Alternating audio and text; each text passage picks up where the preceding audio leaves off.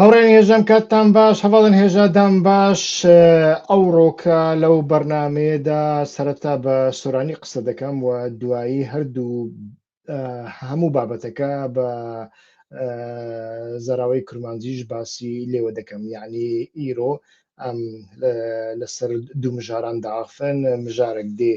لەسەر خۆنیشاندانێن ئیرانێ بن ئەس باوەڕم گەلێکی گرنگە و دە هەمان دەمێدا مژارێک ژی لەسەر ناکۆکیە دەناوبەرە ئیمارات و سعودیە دابێ لەسەر یەمەنێ و بێگومان تەکلیەخوا بە کێشمەکێشە دەناوبەرە ئیسرائیل و ئیرانیدا هەیە لەسەر هەردوو مژاران ئەس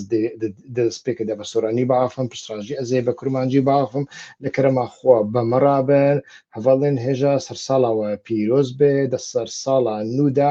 من سۆزدایەوە و سۆزدا بووەک و بەرنمێن زێدتر پێشکەش بکەم لێ بەرنمێن بە ناڤەڕۆک وەک من گوت ئەس توجارم تەماشەڤانێن خوا ناخاپینم و ئەز لە گۆڕی ڕاستیە تەفدا بگەڕێم ژبێک و ئارمانج لەڤردا پۆپولیزم و کۆمکردنا خەلکێ و قەڵەباڵغی نینە بەلکو ئەم ژە هەفتوو فام بکەن هاوڕێنی هێژەم کاتتان باش ئیتر باس لە یەمەن و ئێران دەکەین سەرەتا ساڵی نوێتان پیرۆز بێ لە ساڵی ئایندەدا ئەگەر کێشەیەکی زۆر گەورەمان ڕوبڕوو نەبێتەوە هەوڵەدەین بە ئیتر بەرنمەی باشتر و زیاتر و لە چوارچێوەی تەکنیکی نوێ بەرنمەکان پێشکەش بکەین بێگومان ئێوەش دەتوانن لە ئێستا و یانیش لە ئایندەدا ئەگەر لە ئایندەش بێ باشترە ئەگەر پێشنیارێکتان هەبێ هەم دەربارەی کار هەم دەربارەی ناوەڕۆک هەم دەربارەی ئیتر شێواز و فۆرمی بەرنمەکان ئەتوان پێشنیارەکانی خۆتان پێشکەش بکەن لە ئێرانەوە دەست پێ دەکەین هاوڕێن هەروەکو دەزانن ئیتر لە ئێران چەند ڕۆژێکە خۆپیشاندانەکان زۆر پەریان سندووە و هەتاوەکو ئێستاش بەردەوام دەکەن ئەمڕۆ یەکی کانونی دووەمی 2026 زانیاریەکان هێشتا لە حاڵەتی پەرسەندندان لێرەدا کورتەیەک لە بارودۆخی خۆپیشاندانەکان لێدوانی بەرپرسیاران و شیکردنەوەی جیاوازیەکانی ئەم شەپۆڵە دەخینە ڕوو هەروەکو دەزانن دۆخی گشتی و لێدوانەکانی بەرپرسیاران سەرەتا بۆ ئێمە گرنگ دەبێت بەرپرسانی کۆماری ئیسلامی هاوشێوەی پێشوو هاوشێوەی قەیرانەکانی ڕابردوو کاردانەوەکانیان لە نێوان هەڕەشە و تۆمەتبارکردنی لایەنەکانی دەرەکی بەستەوە وەکو بڵێ هیچ کێشێک لە ناوخۆنی هەموو کێشەیەک لە دەرەوەیە بەردەوام تۆمەتی دەستێوەردان ئیتر بڵاو دەکەنەوە وەزارەتی ناوخۆ بەرپرسیارانی ئەمری خۆپیشاندانەکەیان وەک پیلانی دارەژراوی دەرەکی و شەڕی تێکەڵاو واتە هایبریدوار ناو دەبن و هەڕەشەی سەرکوتکردن دەکەن بۆ نمونە فەرماندەکانی سوپای پاسداران و هێزە ئەمنیەکان جەختەوە دەکەنەوە کە هێڵی سوور ئاساییشی نەتەوەییە و ڕێگا بە درێژە کێشانی ئاژاوەگێڕی نادەن ئەوە لە دوانی سوپای پاسداران بوو بێگومان لێرەدا گۆڕانکاریەک هەیە لە ساخۆ پیشاندانەکانی پێشوو ئەویش دانپێدانان هەیە بە کێشەکان دانپێدانان بە مافی خۆپیشاندەران هەیە هەندێک لە بەرپرسیارانی باڵی ریفۆرم خوازانیان میانڕەوەکان ئاماژە بەوە دەکەن کە ناڕازاییەکان ڕەگۆڕیشەی ئابووری و کۆمەڵایەتیان هەیە و پێویستە گوێرە خەڵک بگیرێت ئەمانە دەنگیان زۆرە نەخێر تاوەکو ئێستا دەنجیان کەمە بەڵام ئایا زۆربەی زۆری بڕیاردەران وابیر دەکەنەوە بەڵێ وابیر دەکەنەوە و ئەکرێ لە ڕۆژانی ڕابردوودا ئەم دەنگانە جیاوازتر بم جیاوازیەکانی ئەم جارە لەگەڵ خۆپیشاندانەکانی پێشوو ئەوێ چاودێرانی سیاسی بەردەوام ئاماژە بە چەند خاڵێکی جەوهەری دەکەن کە ئەم جوولانەوەی ئێستا بە بەراوردکردنی لەگەڵ جوولانەوەی ساڵی 2010 2019 و 2022 ئەوەی ژینە ئەمینی جیا دەکرێنەوە یەک لەوانە پێکهاتەی خۆپیشاندەران ئەم جارە دنیا چینێکی دیاریکراو وەک گەنجان وەک کرێکاران لە شەقامنین بەڵکو باس لەوە دەکرێت کە تێکەڵەیەک لە چینی ناوەند و هەژاری کۆمەڵگا کە بەهۆی هەڵەوسانی ئیتر ئابوووریەوە گەشتونەتە بنبەست و دروشمەکان دروشمی ڕادیکالترن هەرچەندە ئەو دروشمە ڕادیکالیانە لە سەردەمی ژینە ئەمینیشدا بینیمان ئیتر کە باس لەوە دەکەن کۆماری ئیسلامی دەوێ بڕوخێ ئیتر باس لە حکوومەت ناکەن بەڵکو بە باس لە دەسەڵات دەکەن بەگشتی و لەناو دەسەڵاتدا تەماشا دەکەن دیسا پەرتەوازیەکێ یەکگرتوویەک نیە نیشانەکانی دوودڵیان ناکۆکی لە شێوازی ڕوبەڕووبوونەوە لە نێوان باڵا ئەمنیەکاندا زیاتر لە جاران ئێستاکە بەدی دەکرێت ئەگەر بمان هەوێ باسلەوە بکەین کە ئەو خۆپیشاندانە بەرەو کوێ دەچن بەڕاستی وەڵامێکی دەقیقمان پێ نییە کە بیخینە گیرفانی ئێوەوە بەڵام چەند پێشبینیەک بۆ داهاتوی ئەم دۆخە دەکرێت کە یەک پێشبینی سەرکوتی توندا ڕژێم هەوڵ بدات بە بەکارهێنانی هێزی سەربازی و بڕینی ئینتەرنێت و ئیتر کۆنتترۆلکردنی شەقامەکان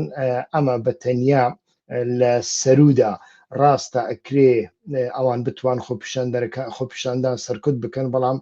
وەکو دەڵێن ئاگری ژێر خۆڵەمێش بەردەوام دەکات و زیاد دەکات ڕێگای دووەمینیانە ڕنگ بێ کە لە بەردەستدا بێ بەردەوامی و مانگرتن واتە خۆپیشاندانەکە ببێتە مانگرتنێکی گشتی ئەمە ئیتر کێشەی دەسەڵات زۆر گەورەتر دەکات بە تایبەتی لە کەرتی نەوت و بازاردا خۆی لە خۆیدا کارتێک کەرتی نەوتمانگرتن بکایتر ئێران بە تەواوەتی تووشی کێشە دەبێت ڕژێمی شا لە دوای ئەوەدا ئیتر دیار بوو کە دەکەوێت لە ساڵی 1970 کاتێک ئیتر کرێکارانی کەرتی نەوت مانیان گرت ئیتر ئەم کاتە دەسەڵات ڕوبڕی قەیرانی شەڕعیەت و دارایی زۆر گەورەتر لە ئێستاوە دەبێتەوە ناچارە پاشە کشێ بکات و گۆڕانکاری لە پێک هاتەی دەسەڵات ئەمەش ئەگەرێکی لە هەمویان نزیکترە ئەگەری ئەوە هەیە بۆ ڕازیکردنی شەقام هەندێک گۆڕانکاری ڕووکەشی بەڵام لە ناو کابینە حکوومەتیان هەندێک یاساکانی کۆمەڵایەتیدا بکرێت هەرچەندە ئەزمون نیشانی داوا ئەمە داواکاریەکانی خەڵک ئیتر دانامڕکێنەوە بەڵکو خەڵک داواکاری زیاتری دەبن ئیتر بۆیە کۆماری ئیسلامی ئەتوانین بڵێن لەبەر چەند ڕێگایەکدا سیاسەتی چاو ترسێنکردن دەستگیرکردنی چالاکوانان و ناسراوەکانی سۆسیال میدیا بۆ ڕێگریکردن لە ڕێخستنی خەڵک بووە شەڕی دەرونی ئەمە لە ڕێگەی میدیاکاندا ئەتوانێت ئەمە بکە و ئیتر دیپلۆماسی و گوشاریش هەوڵدان بۆ کەمکردنەوەی گوشارە نێودەوڵەتیەکان لە ڕێگەی دانوستاندن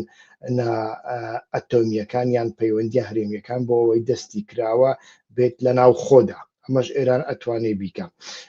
ئیتر هەندێک لێدوانی جیاواز هەنا دەمەوێ بە کورتی باسی ئەوانە بکەم دوای ئەوە هەم ڤیددیوەکتە نیشاندەم هەم ئیتر شڕۆڤەی خۆمان لەسەر ئەو بابەتە دەکەین بەر لەوەی بچینە سەر یەمەن فاتما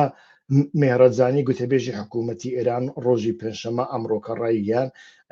پارێزگارەکان ڕاست پێدراون گوێ لە داخوازیەکانی نوێنەرانی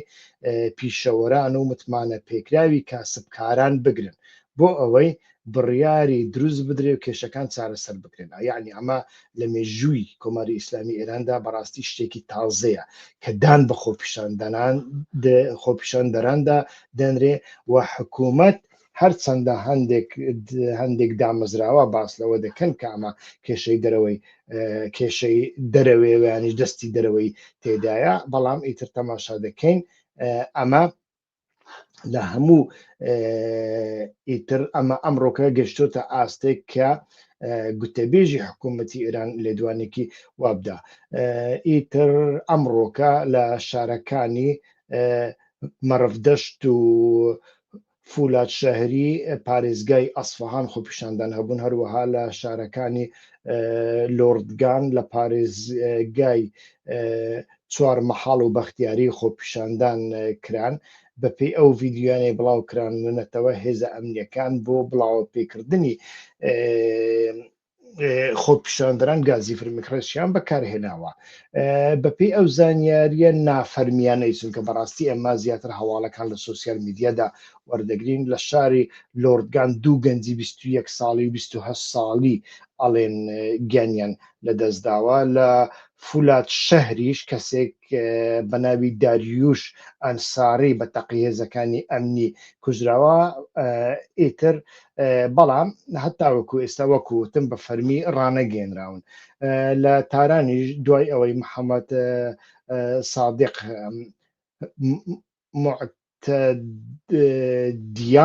معتەمیدیانەوە وابزانم ناوەکەی پارێزگاری یعنی پارێزگاری تاران ئەویش گوتی بە هاوکاری پۆلیس ناڕەزاییەکانی کاسبکارانی کۆنتترۆل کردووە یعنی لە دیوانەکان جۆر بە جۆرن بەشێکیان وا دەڵێن بەشێکیان شتێکیکە دەڵێن بەشێکیان ئەڵێن کۆنتترۆلمان کردو سەرکوتمان کردو بەشێکیان ئەڵێن لەگەڵیان دادەنیشین هەروەها ئیتر تەماشا دەکەین ئەمڕۆکەش لە ئێران دوکانەکان داخرابوون لە تاران بە تایبەتی و ئیتر باس لەوە دەکرێت لە شارەکانی دیکەش ئەمە بەردەوام دەبێ ئیتر دوێنێ خۆپیشاندانەکان زۆر بەگوڕ بوون کە لە کویەش کرماشان عراق نەسەد ئاوایی هەمەدان بابول ڕەشت سەبزەوار و ژمارەیەک شاری دیکە تەماشامان کرد خۆپیشاندانکرا گرژی و خۆپیشان یعنی گرژی لە نێوان ئەوان و هێزە ئەمنیەکاندا ڕوویدا ئیتر ئەمانە هەر هەمویان تەماشا دەکەین ئەمڕۆکە بەردەوام دەبن هەروەها کازم نەزەری داواکاری گشتی کویەش دەڵێ شەوی چوارشەمە 20 کەس دەست بەسەر کراون لە ئیتر ڕۆژی یەکشەمەی ڕابردوو خۆپیشاندان و ناڕەزاییەکان لە ئێرانەوە سەریان هەڵداون هەتاوەکو ئێستا بەردەوام دەکەن هاوڕێیان بە بچینە سەر ئەو ڤیددیۆکتان نیشان بدەم لەسەر ئەو ڤیددیۆدا من قسەم هەیە بەڕاستی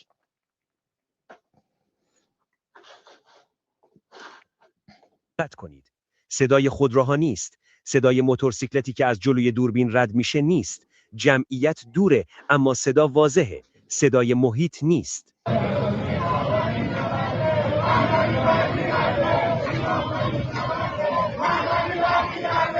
و حالا ویدیو اصلی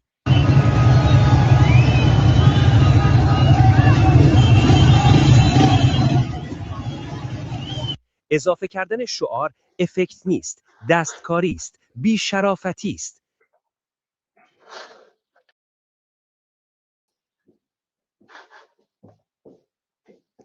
بەڵێ هاوڕێیان هەروەکو بینیتان ئیتر لەو ڤیددیۆدا نیشانمدان کە ئەمە ڕاستیەکە یعنی ڕاستە ڕژێم بەخۆی لەوانەیە لە ئینگرانی ڕژێم ئەو ڤیددیۆیان یعنی ئەویان بڵاو کردبێتەوە ئەو بەراوردکردنا بەڵام لە ڤیددیۆکەدا ئەوە جاری یەکەمین نییە لە ئینگرانی شاپەرستەکان و ڕەنگ بێ حتا بەپێی بەشێک لە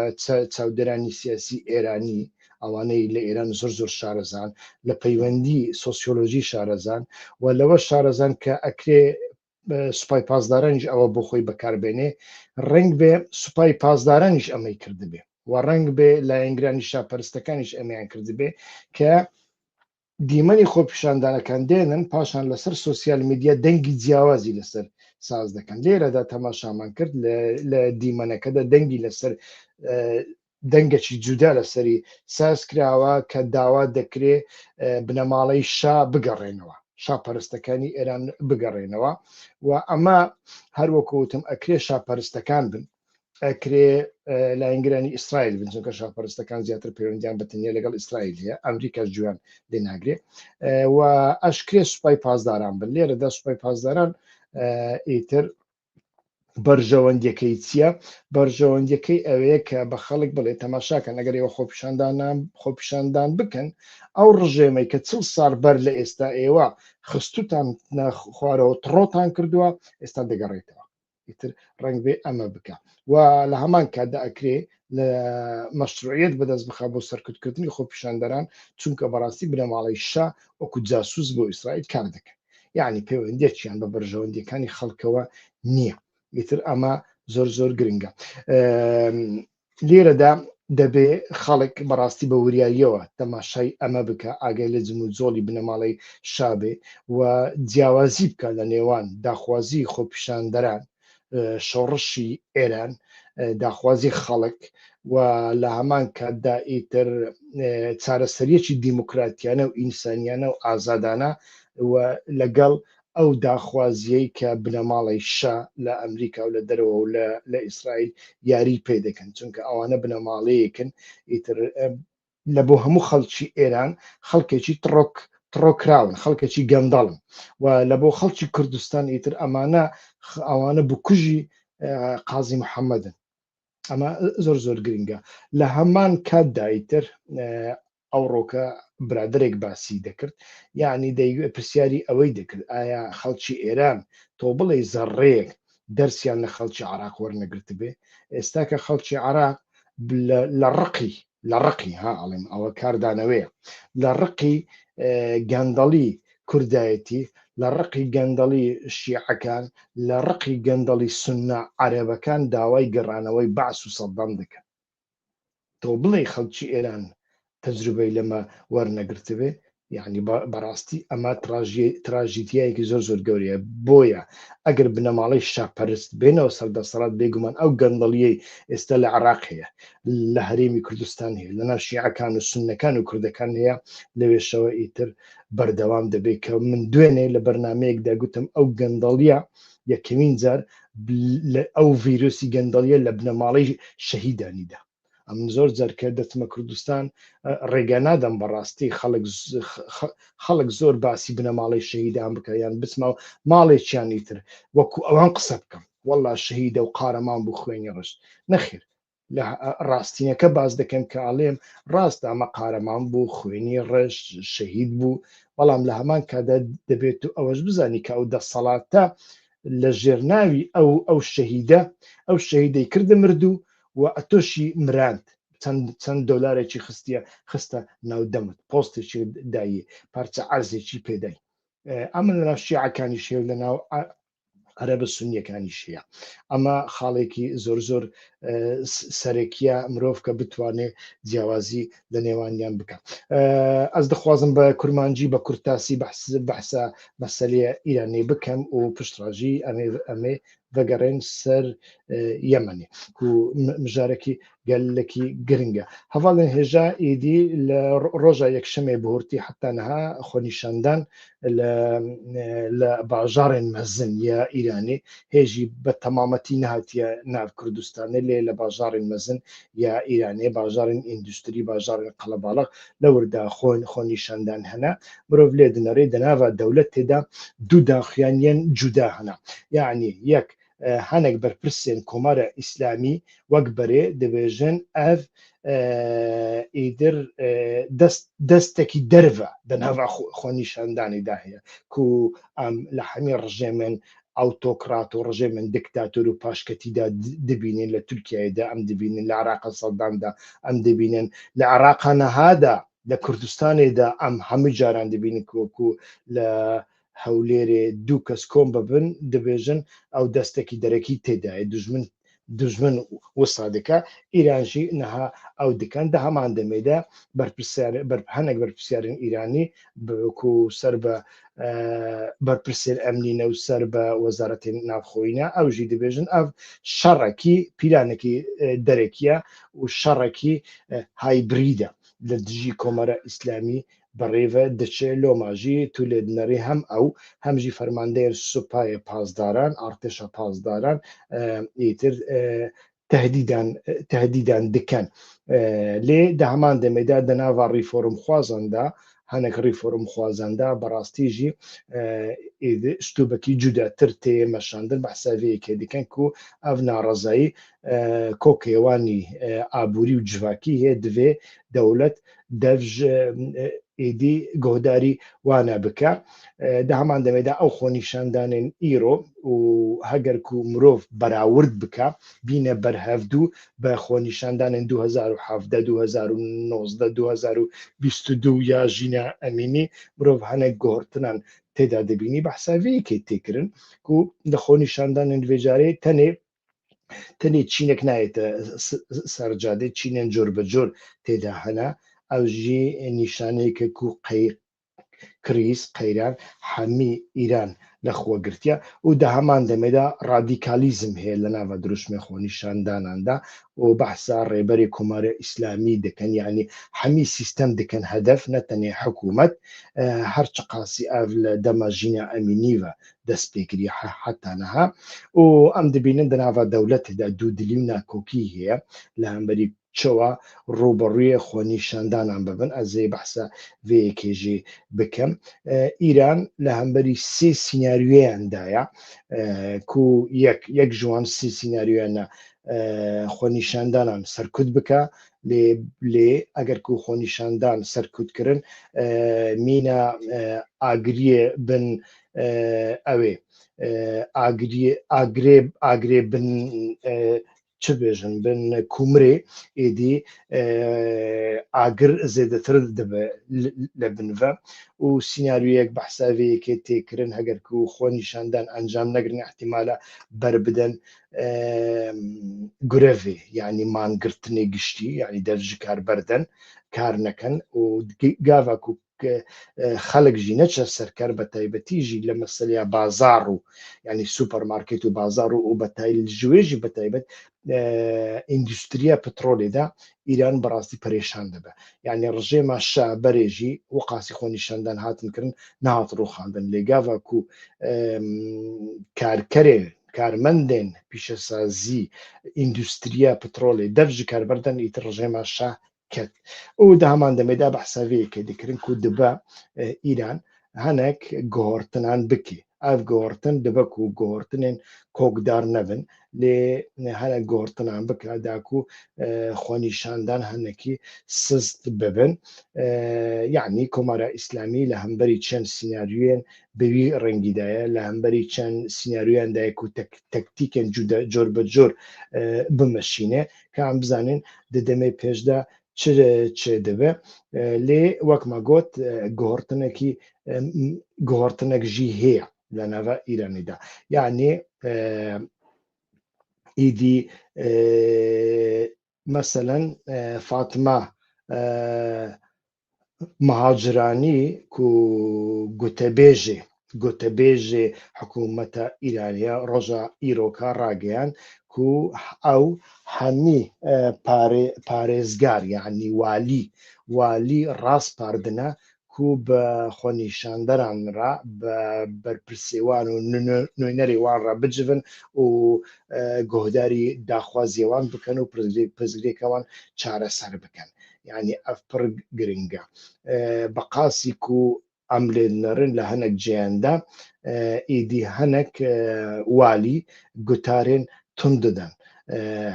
lê dîsan jî mirov lê dinire hem dûsere heye hem jî cara yekemîn e êdî Îran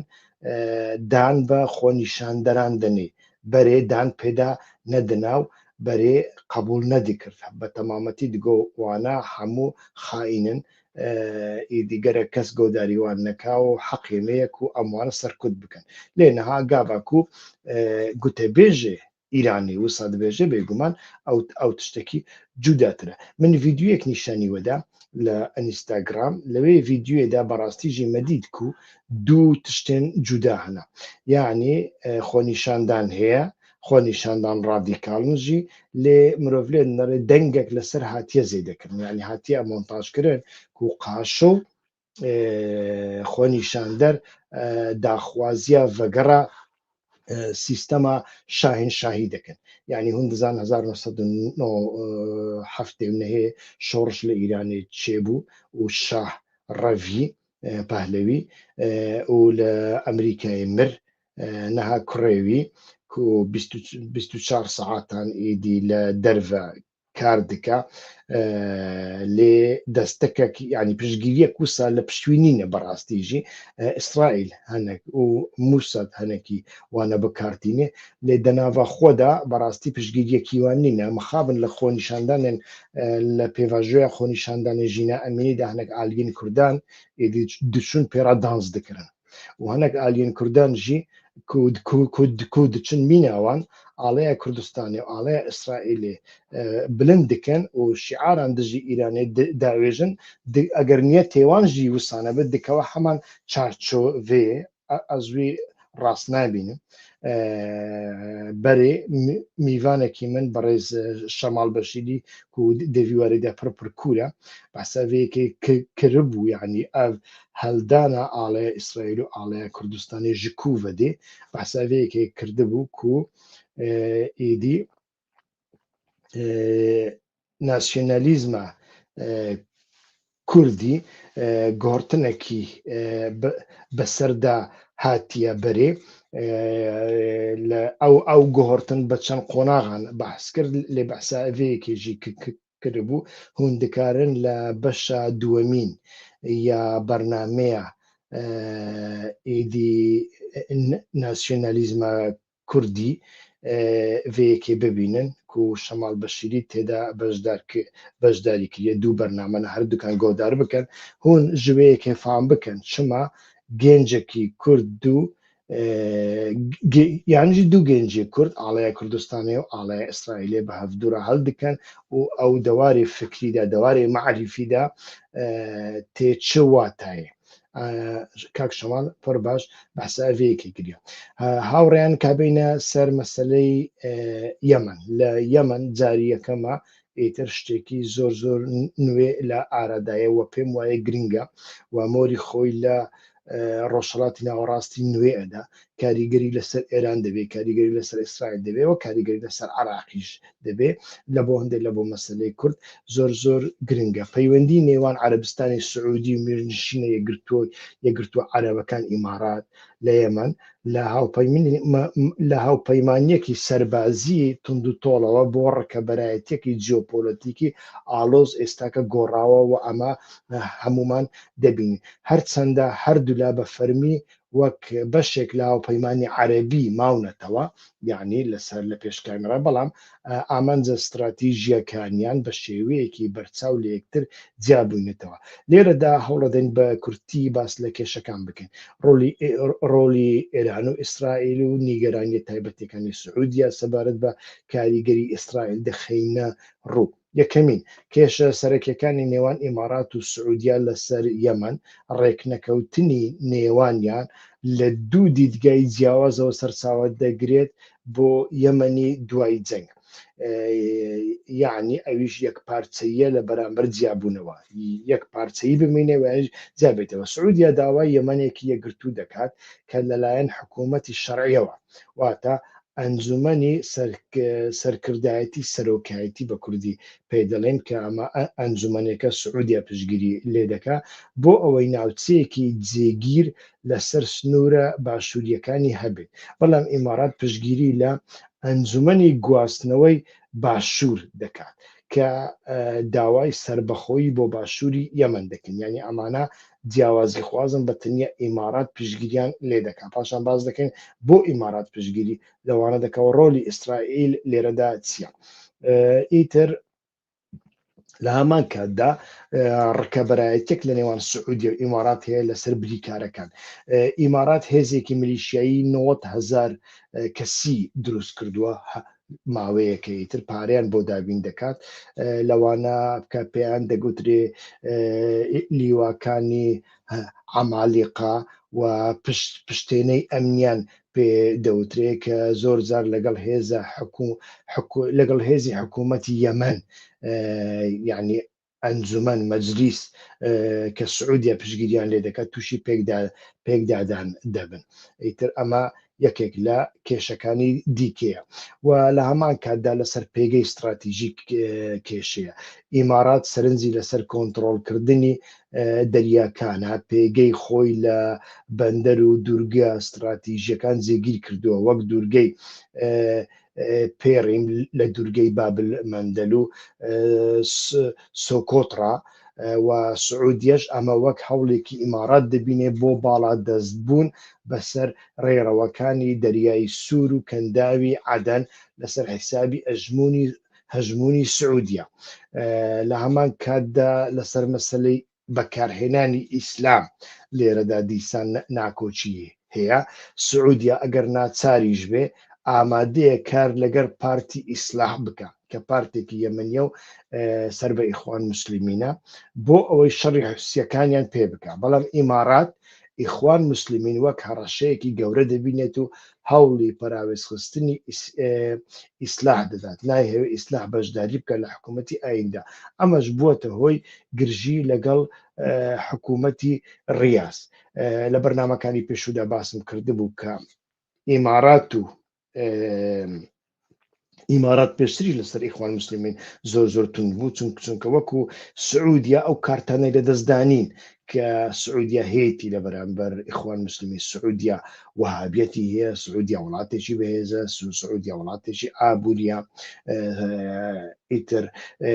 وڵاتێکی گەورەترە لە چاو ئیمارات، بەڵام ئیمارات زیاتر دەترسێ و ترسەکەشی هەندێک پەیوەندی بە ئیسرائیلیشەوە هەیە.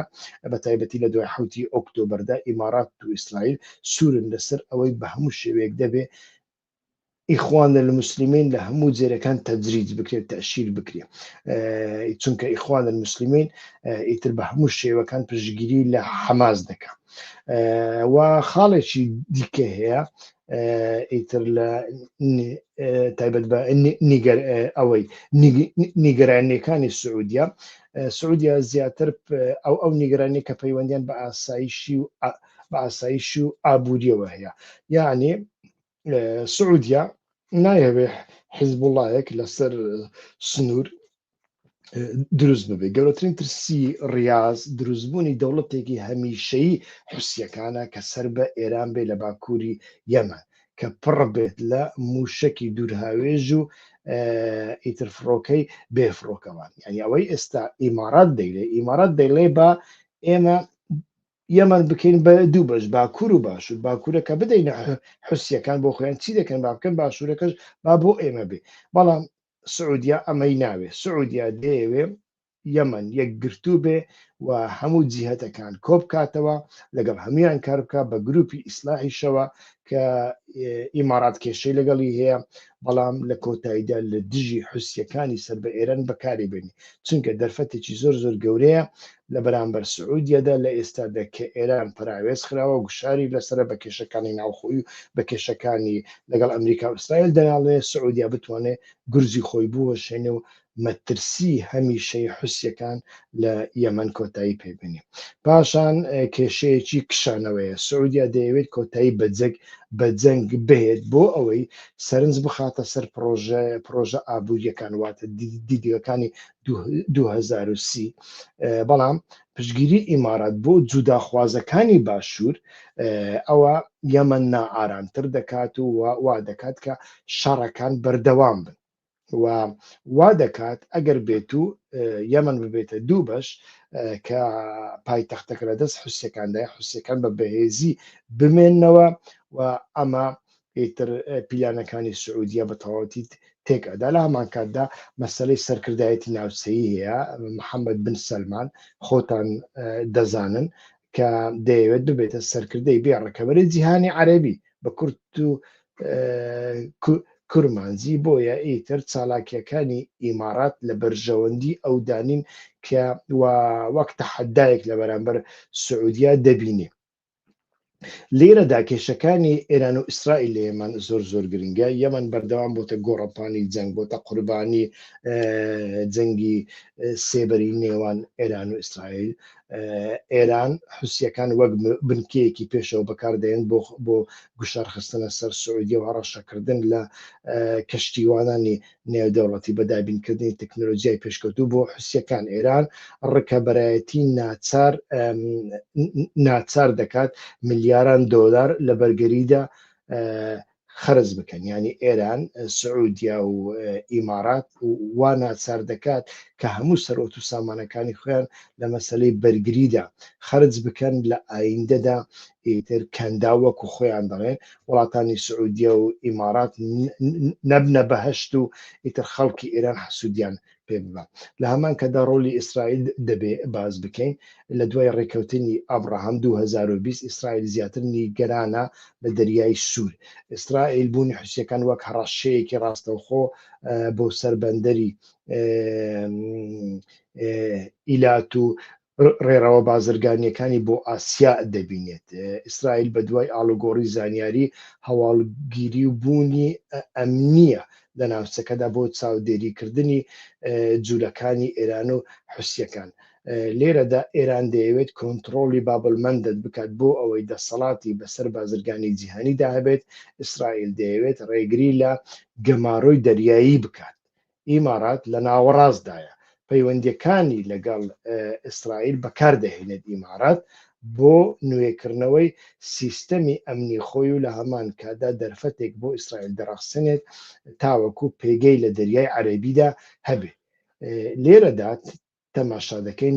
نیگەرانیەکانی سعودیە جگە لە ئێران ئەمجارە ئیسرائیلش هاتوتە سەر ئیتر ڕنگ بێ وشەی ترس هەندێک زیادە ڕێی بێ بەڵام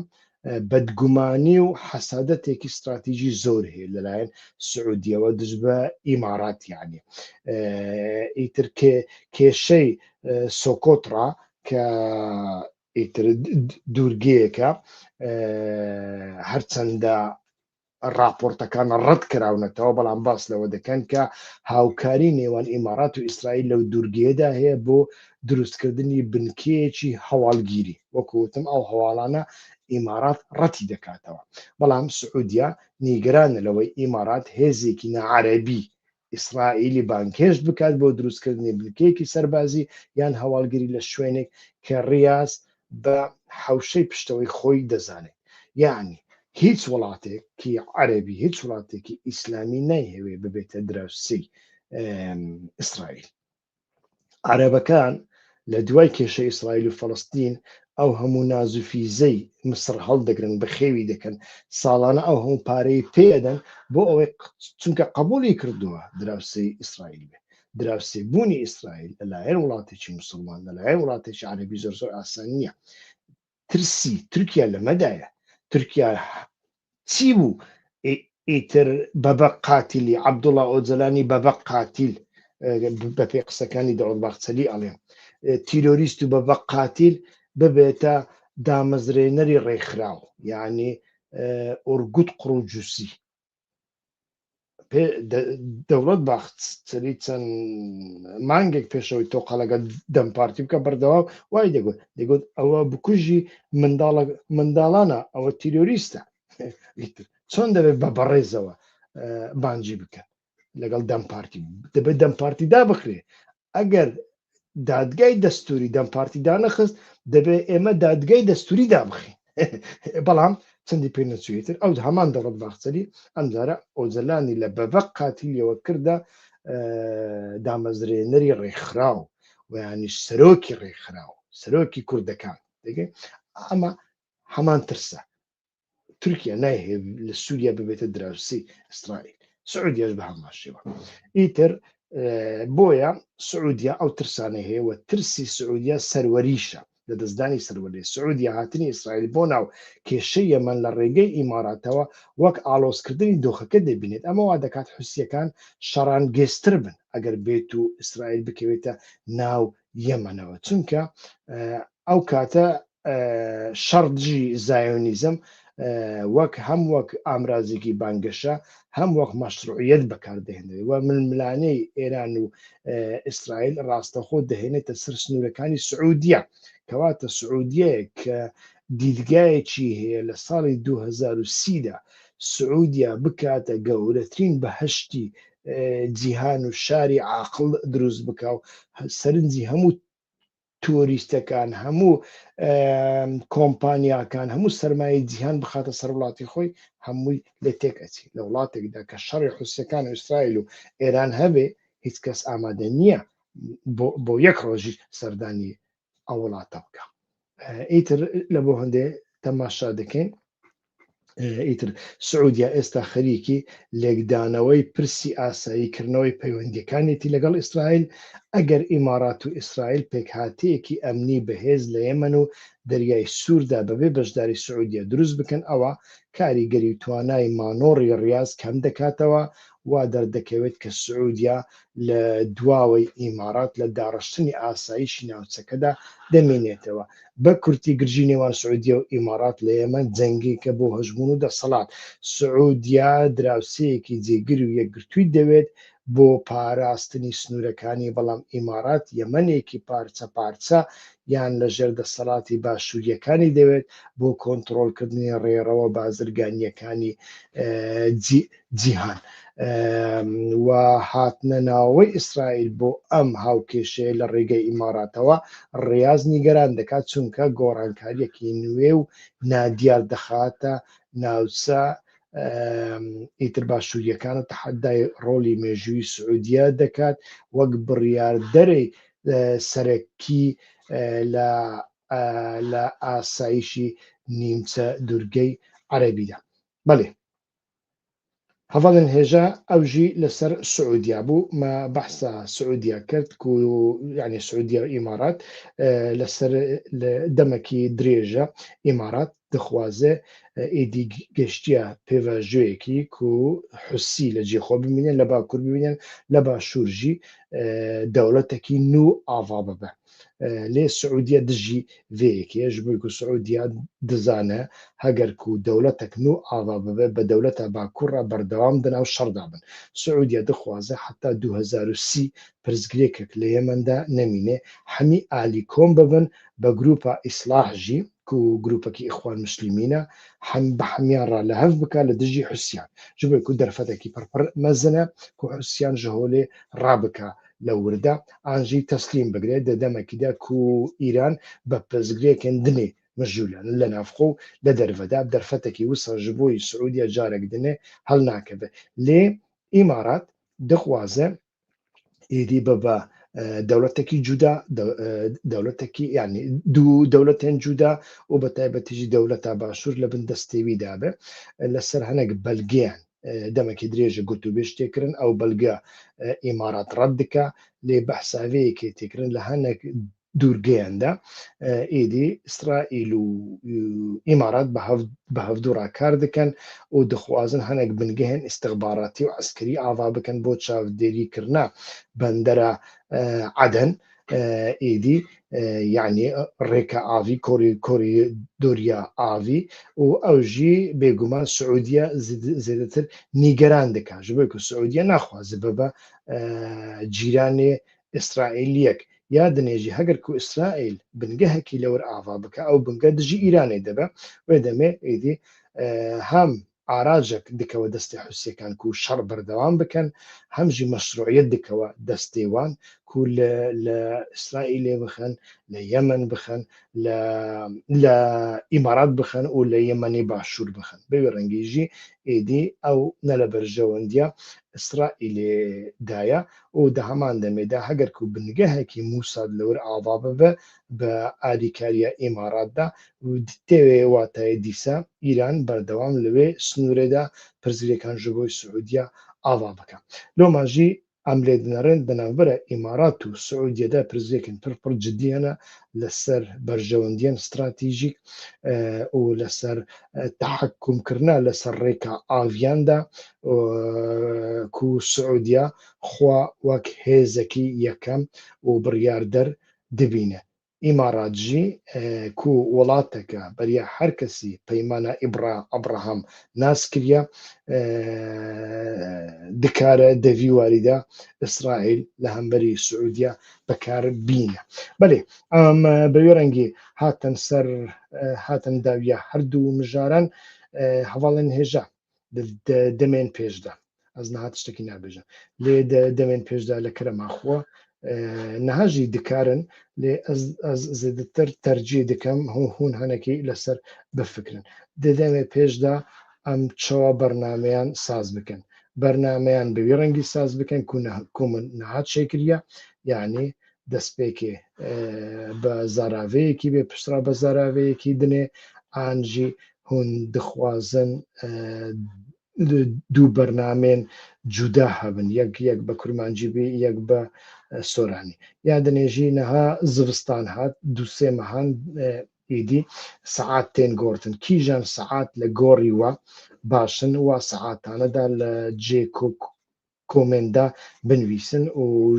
باژارێ خۆشی ئانژی ئەو پارچەیە و هون لێ دژین ئەوروپایە کوردستانە باکوورە باشوورە ئەوژی تێدا بنویسن باشتر دەبە داکو ئەس لە گۆڕی وێ بکارەبم پیلان و پرۆگرام ji bo jinûva êdî eyarkirin û organîzekirine û pexş û پرۆگرامان بگۆڕین و هاوڕێن من باسم لەوە کرد کە تکایە ئەگەر لە ئێستا شەونەبی لە ئایندەدا هەوڵ بدەن هەندێک بیر بکەنەوە لە ئایندەدا ئێمە ئەو بەرنامانە چۆن ساز بکەن من بەشێکی زۆری لە ئینگلەکانم زاراوە سۆرانیم بەڵام بەشێکی کەمیش نین نزیکەی خەریکە دەگاتە نیوەی کە ئیتر بە زاراوەی کورمانجی قسە دەکەن کورمانجی باکوور قسە دەکەن ناچارم حساسیەتی ئەوان و داخوازی ئەوانیش ڕەچاو بکەمەوە بۆیە پێشنیارێکی چۆن دەکەن وەکو ئێستا کە بەرنامەمان کرد بەشێک بە زاراوەیەک بێ پاشان بە کورتی یان بە درێژی بە زاراوەکەی دیکە لەسەر هەمان باش قسە بکەم و یانیش دەتانەوەی دوو بەرنامەی جیاواز بێ و لەسەر کاتەکان و لەسەر فۆرمی بەرنامەکان ئەگەر پێشنیاری جیاوازتن هەبێت لەوانەیە لە ناو ئێوە کەسانی شارەزای میدیایی و سۆسیال میدیایی هەبن بە دڵنیاییەوە زۆر سوود بەخش دەبێ بۆ من ئەگەر بتوانن پێشنیاری ڕێک و پێک و جەوهەریم بۆ ساز بکەن بۆیە وتم ئەگەر لە ئێستاشەوە نەبێ لە ئایندەدا لە ڕۆژانی ئایندەدا کارێکی وا بکەن